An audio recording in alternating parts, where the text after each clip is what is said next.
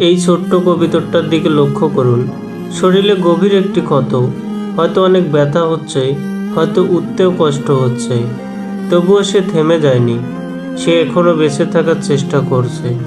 প্রকৃতির এই ছোট্ট প্রাণীটি আমাদের বড় একটা শিক্ষা দেয়। জীবনে আঘাত আসবেই, কষ্ট আসবেই, কখনো কখনো মনে হবে আর পারবো না। তাই জীবনে যতই কষ্ট আসুক, এই ছোট্ট কবিতরের মতো লড়াই চালিয়ে যান। কারণ অনেক সময় সবচেয়ে আহত ব্যক্তিটাই একদিন সবচেয়ে বড় শক্তিশালী হয়ে ওঠে।